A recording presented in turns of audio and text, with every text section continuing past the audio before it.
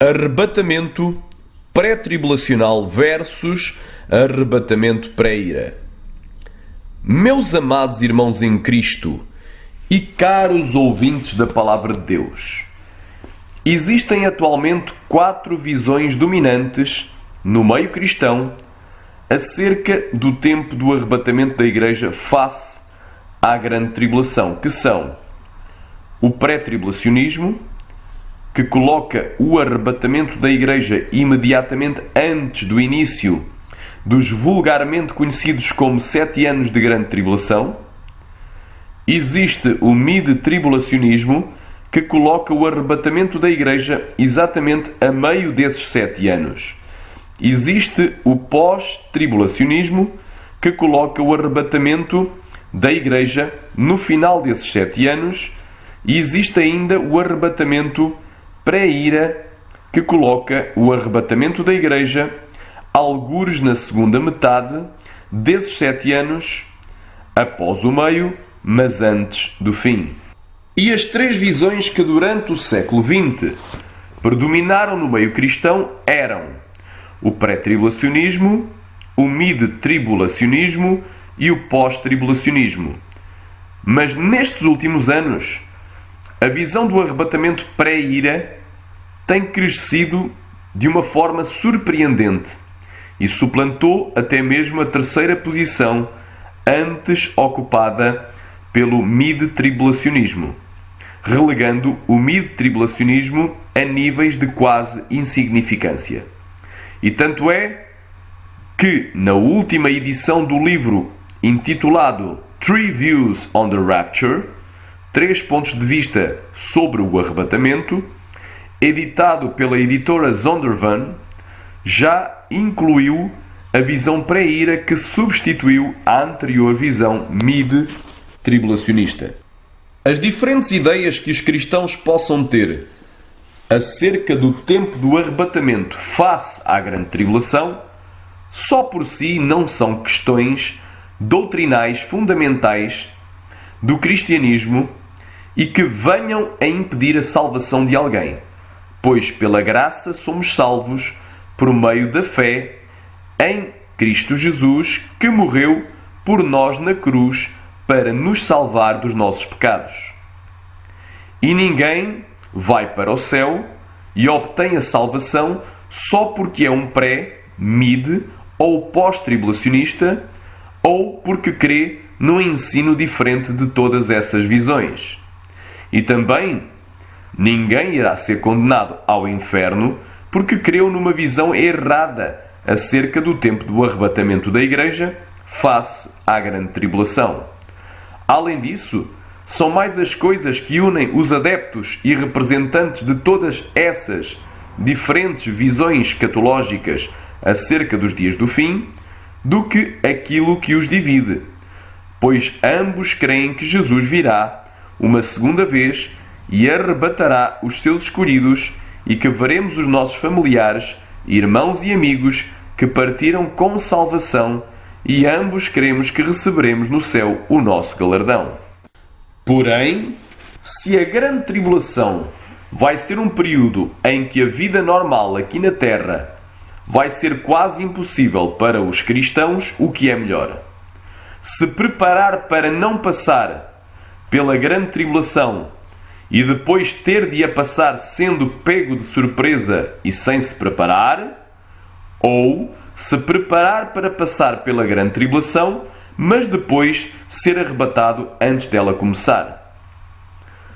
Voltando às 4 visões acerca do tempo do arrebatamento da Igreja, eu decidi fazer este estudo contrastando apenas 2 delas: a visão pré-tribulacional e a visão pré-ira de Deus, pois tanto o mid-tribulacionismo quanto o pós-tribulacionismo nos dariam a data exata da vinda de Jesus para arrebatar a sua Igreja, porque o mid-tribulacionismo crê que o arrebatamento se dará a meio da 70ª semana de Daniel, e aqui bastar-nos-ia calcular 1260 dias desde que o tratado feito entre o Anticristo e Israel fosse celebrado, e saberíamos então o dia e a hora exata da vinda de Jesus. E no caso do pós-tribulacionismo, precisaríamos somente calcular 2520 dias desde a data do tratado e então saberíamos o dia e a hora exata da vinda de Jesus, que ele mesmo disse que ninguém sabe, conforme Mateus 24:36. Vamos então, a partir de agora, analisar cuidadosamente quais são os pontos de vista em comum e quais são os principais pontos de vista discordantes entre a visão do arrebatamento pré-tribulacional e a visão do arrebatamento pré-ira. Pontos de vista em comum. Primeiro, incerteza quanto ao dia e à hora do arrebatamento. Em Mateus 24:36 nos diz: mas daquele dia e hora ninguém sabe, nem os anjos do céu, mas unicamente meu Pai. Tanto o pré-tribulacionismo quanto o pré-ira creem que o dia e a hora exatos do arrebatamento ninguém sabe.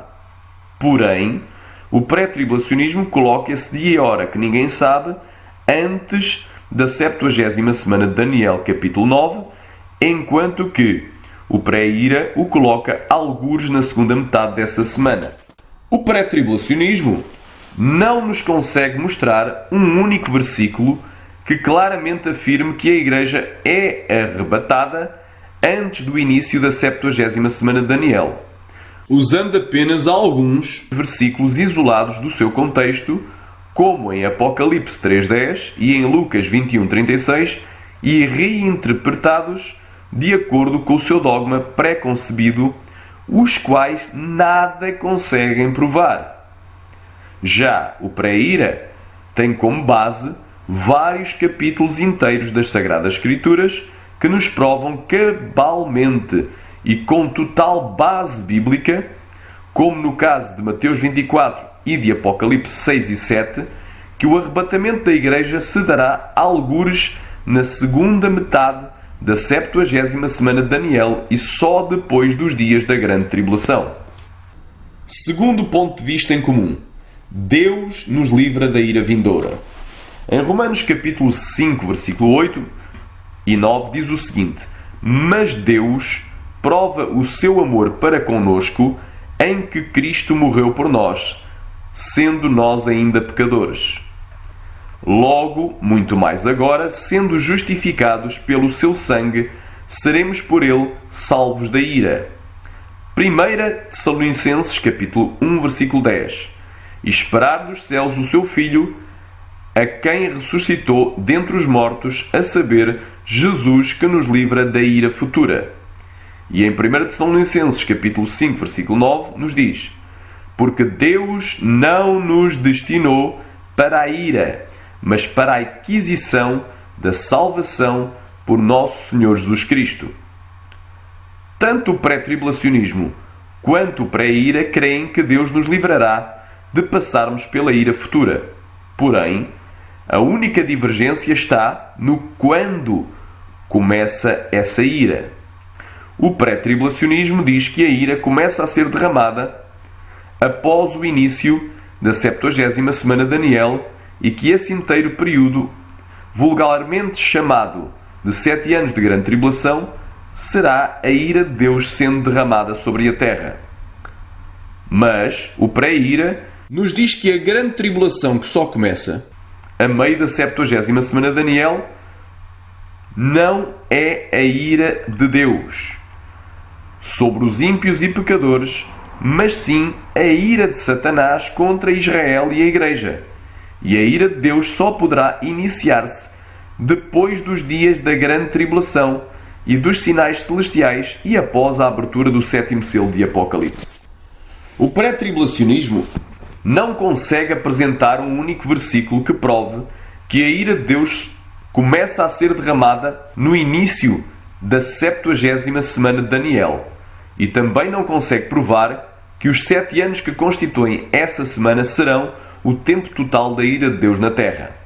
Já o pré-ira tem como base a ordem de eventos de Mateus 24, junto com o Apocalipse do 6 ao 8, o capítulo 12 e 13, que nos provam que durante a grande tribulação haverá grande ira do diabo e das duas bestas contra Israel e contra a Igreja, e que a ira de Deus, na abertura do 5º selo de Apocalipse, que são os mártires da grande tribulação, ainda não terá sido derramada, pois estes clamavam ali por justiça e vingança de Deus contra aqueles que habitam sobre a terra. E Deus mandou-os aguardar mais um pouco de tempo, retardando assim o seu juízo e ira sobre a terra. E na sequência de eventos de Apocalipse 6, vemos que somente após os sinais no Sol e Lua que escurecem, é que os ímpios anunciam que é vindo ou chegado o grande e terrível dia da ira de Deus. Em Apocalipse 7, 1 ao 3, vemos que a ira de Deus sobre a terra, o mar e as árvores é retida, até que sejam selados os 144.000 israelitas que substituirão a Igreja aqui na terra, e que seja arrebatada a Igreja Universal de Jesus Cristo, conforme Apocalipse 7, do 9 ao 17. Finalmente, verificamos que a ira de Deus só começa a ser derramada após a abertura do 7º selo de Apocalipse, conforme Apocalipse 8, do 1 ao 5. O terceiro ponto de vista em comum com as duas visões é: o arrebatamento não é o Armagedom.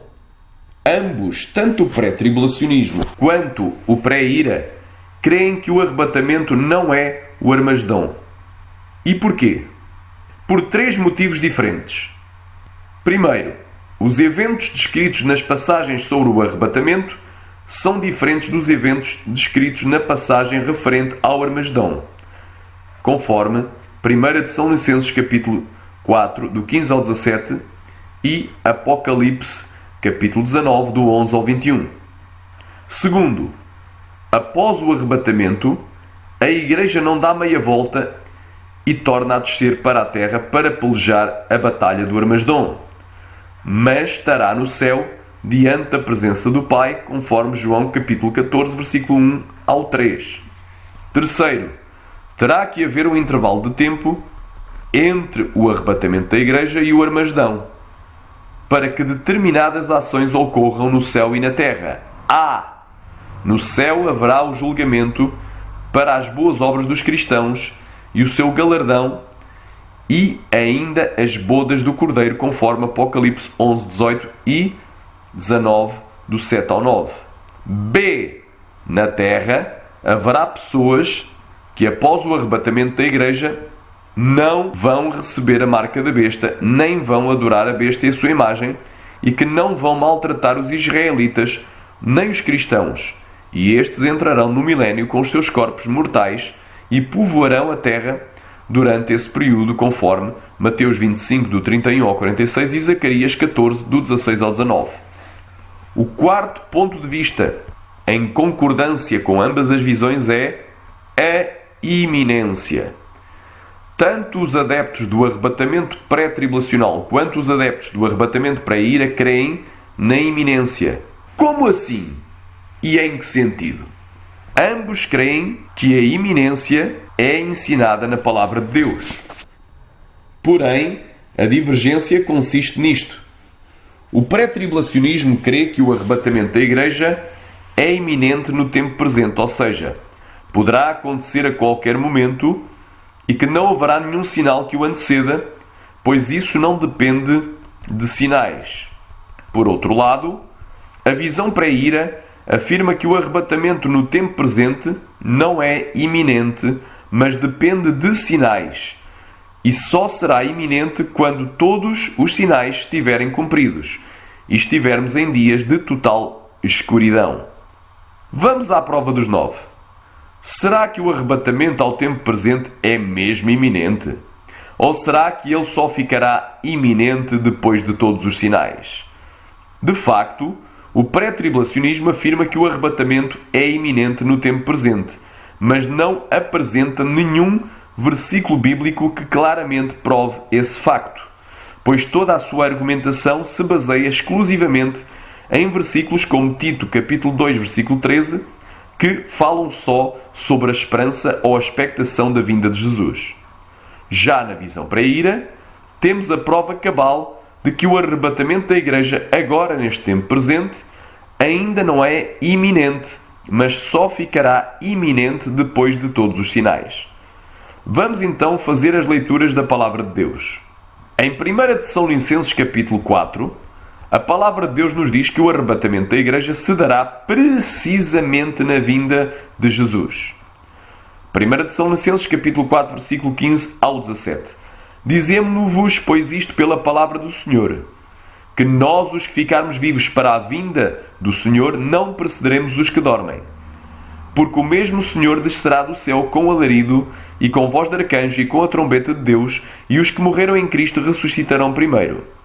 Depois nós, os que ficarmos vivos, seremos arrebatados juntamente com eles nas nuvens, a encontrar o Senhor nos ares, e assim estaremos sempre com o Senhor. E em Mateus 24, o próprio Senhor Jesus nos declara que antes mesmo que Ele venha arrebatar os seus escolhidos, haverá vários sinais. E quando Jesus ia saindo do templo, aproximaram-se dele os seus discípulos para lhe mostrarem a estrutura do templo. Jesus, porém, lhes disse: não vedes tudo isto? Em verdade vos digo que não ficará aqui pedra sobre pedra que não seja derrubada. E estando assentado no Monte das Oliveiras, chegaram-se a ele os seus discípulos, em particular, dizendo: dize-nos, quando serão estas coisas? E que sinal haverá da tua vinda e do fim do mundo? E Jesus, respondendo, disse-lhes: acautelai-vos que ninguém vos engane, porque muitos virão em meu nome, dizendo: eu sou o Cristo, e enganarão a muitos. E ouvireis de guerras e de rumores de guerras. Olhai, não vos assusteis, porque é mister que tudo isto aconteça, mas ainda não é o fim. Porquanto se levantará nação contra nação, e reino contra reino, e haverá fomes, e pestes, e terremotos, em vários lugares. Mas todas estas coisas são o princípio de dores. Então vos hão de entregar para serdes atormentados, e matar-vos-ão, e sereis odiados de todas as nações por causa do meu nome. Nesse tempo muitos serão escandalizados, e trair-se-ão uns aos outros, e uns aos outros se odiarão, e surgirão muitos falsos profetas, e enganarão a muitos. E por se multiplicar a iniquidade, o amor de muitos esfriará. Mas aquele que perseverar até ao fim, esse será salvo. E este Evangelho do Reino será pregado em todo o mundo, em testemunho a todas as nações, e então virá o fim. Quando, pois, virdes que a abominação da desolação, de que falou o profeta Daniel, está no lugar santo, quem lê, entenda.